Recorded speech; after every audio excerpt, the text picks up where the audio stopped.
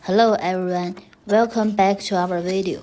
Today we will continue with the introduce of Volvo maintenance. Changing the engine oil and oil filters is a routine maintenance.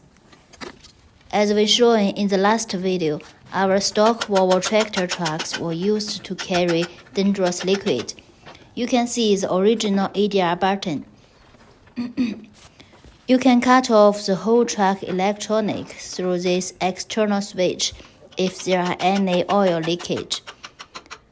The brake pads has been badly worn due to the long-term driving, so we will change new brake pads when do the refurbish.